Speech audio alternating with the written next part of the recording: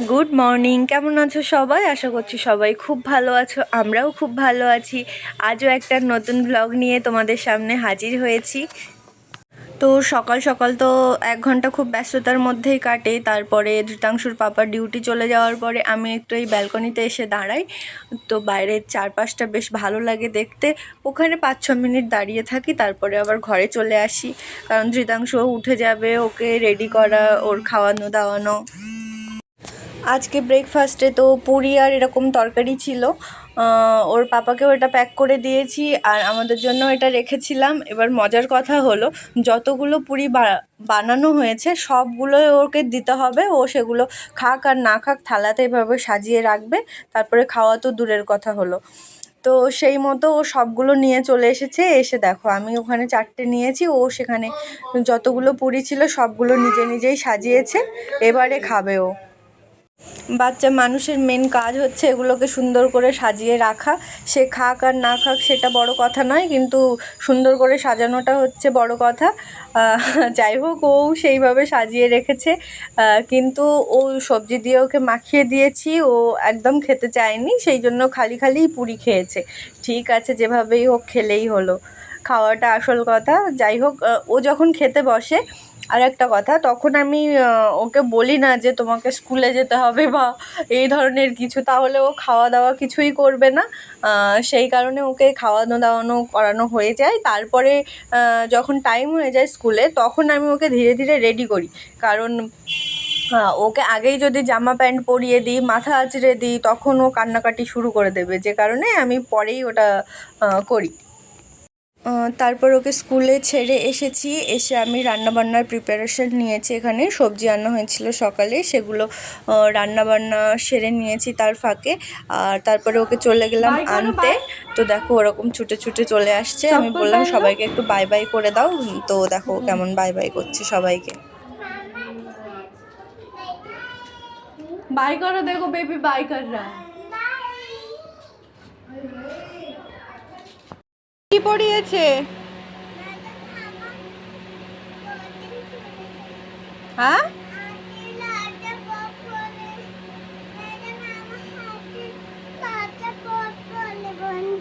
কি বলছে? 1 2 3 4 বলেছে? শুশু করে দিয়েছো? কোথায়, বাথরুমে? Very good. দিল তোমার চিজ? আমি কিনে দিয়েছি? তাহলে আমাকে কি বলা দরকার তোমার? বলো। Yes papa. নো পাপা।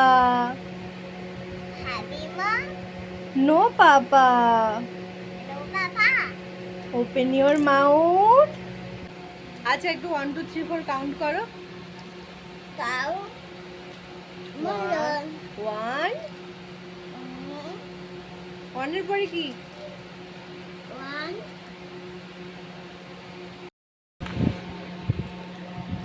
বলো।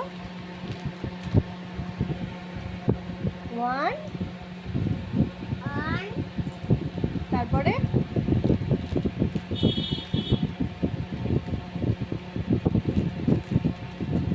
বলো, তারপরে 1 এর পরে কি? কি করে লাগছে?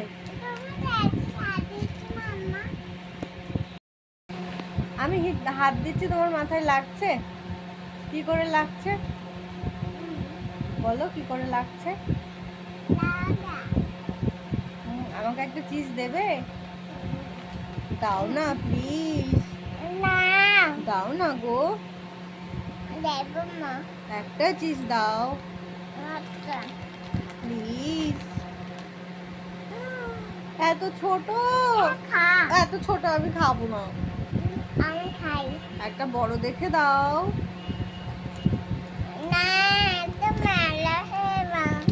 একটা বড় দেখে দাও না।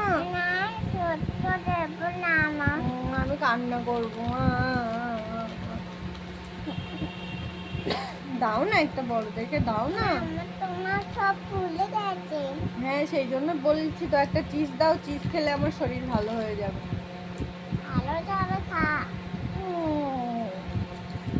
একটা ছোট চিজ দিয়েছে। আমি কথা বলবো না তোমার সাথে।